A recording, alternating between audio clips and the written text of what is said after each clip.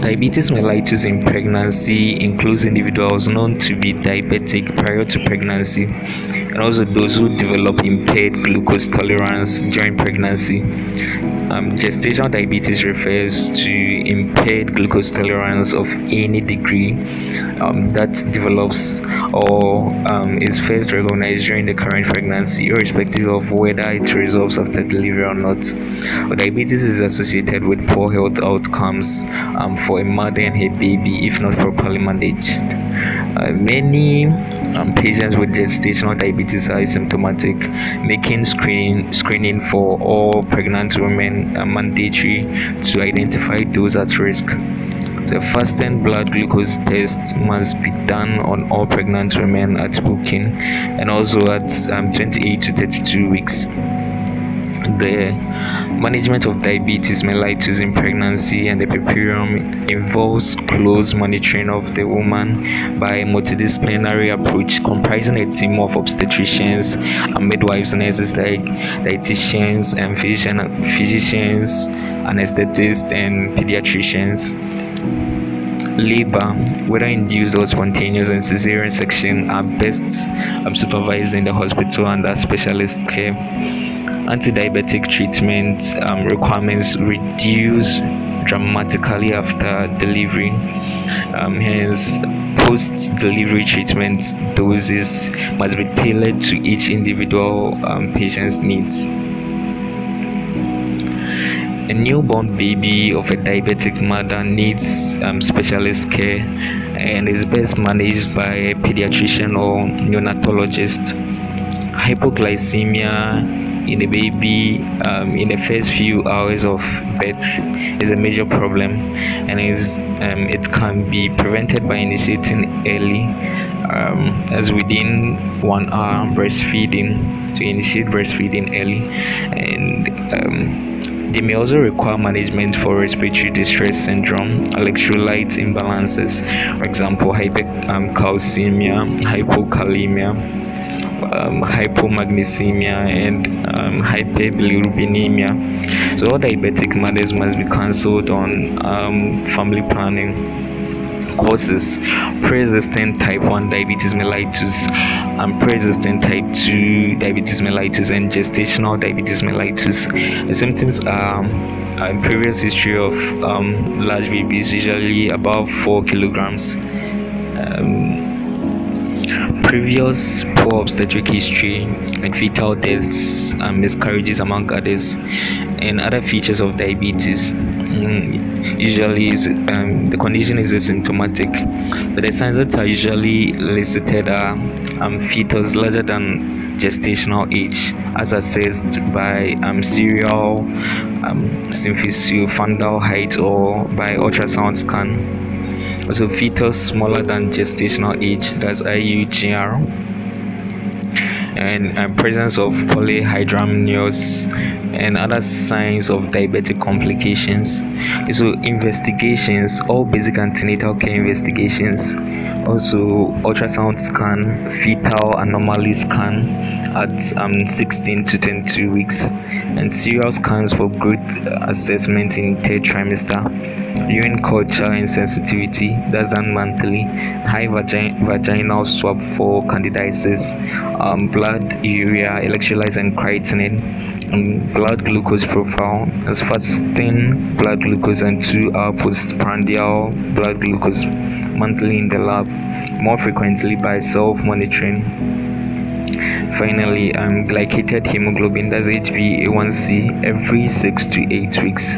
There is no place for urine glucose estimation in the management of diabetes in pregnancy except for screening, and self-monitoring of blood sugar should be encouraged for those who can afford a glucose meter. The main treatment objectives are to achieve normal blood glucose and glycated hemoglobin levels throughout pregnancy, labor, and delivery and puerperium, to prevent maternal and fetal complications, to prevent neonatal morbidity and mortality, and to detect and manage other associated complications, for example, preeclampsia. Non-pharmacological treatment. So general measures like dietary modification, exercise, patient counseling and education, blood glucose monitoring must be discussed with a dietitian, obstetrician or midwife, respectively. The frequent antenatal care visits are required. And for delivery by 40 weeks gestation, patients should be well controlled with no complications. So delivery must be ensured by 40 weeks gestation in well-controlled patients with no complications, and also by 28 weeks gestation in insulin-treated patients and those with complications. Cesarean section for patients with either of the following: that's severe preeclampsia and previous cesarean section, and also advanced maternal age and malpresentation or fetal macrosomia. If elective preterm delivery is necessary, mature the fetal lungs with corticosteroids under specialist care. Puerperium, so close blood glucose monitoring in the first 48 hours after delivery should be done. With pharmacological treatment, let's look at some notes on glycemic control in diabetes in pregnancy. So before planned pregnancy, optimize glycemic control. So optimize glycemic control in non-diabetics before pregnancy. During pregnancy, if diet alone cannot control the blood glucose level, you consider hypoglycemic agents like metformin, glibenclamide and insulin. On diabetic patients on oral medication who become pregnant can be maintained on their oral medication if sugar control is satisfactory, and that's fasting glucose levels between 4 to 6 millimoles per liter, and 2-hour postprandial glucose between 4 to 7 millimoles per liter, and glycated hemoglobin as HbA1c less than 6.5%.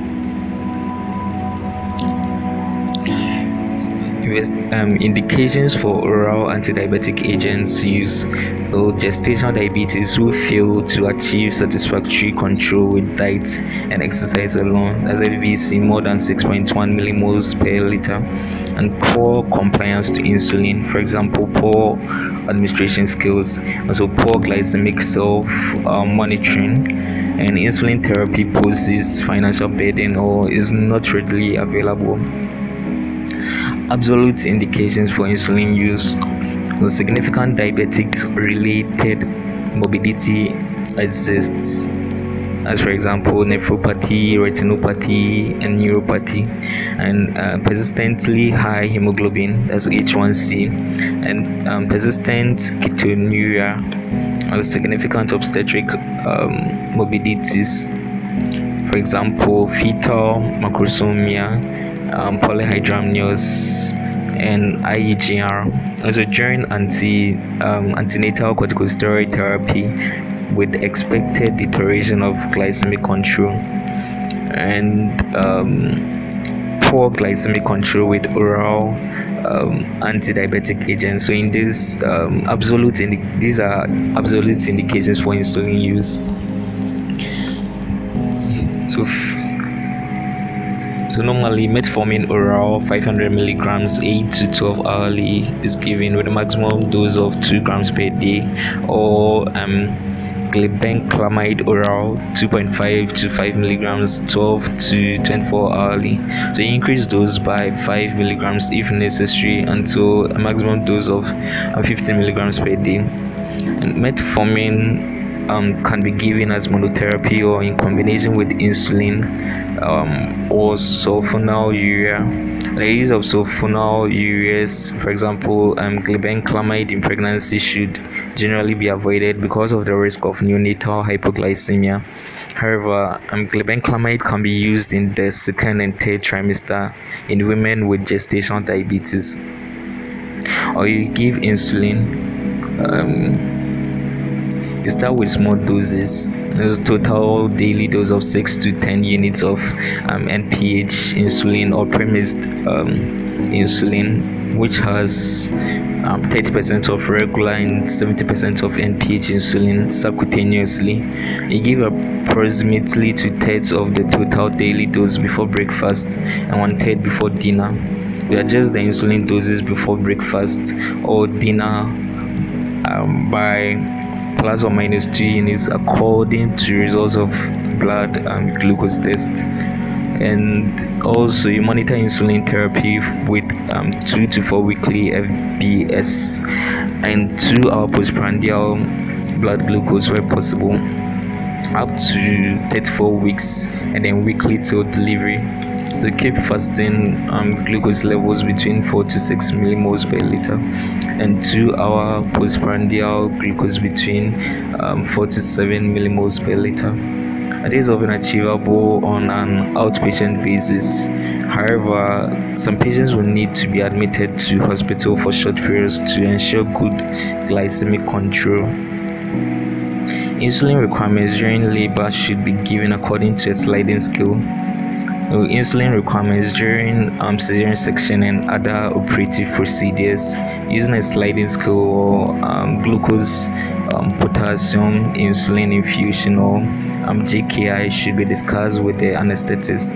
So referral criteria: you refer to the hospital for specialist care for the convenience of patients, shared care between specialist and the medical officer, and this may be appropriate.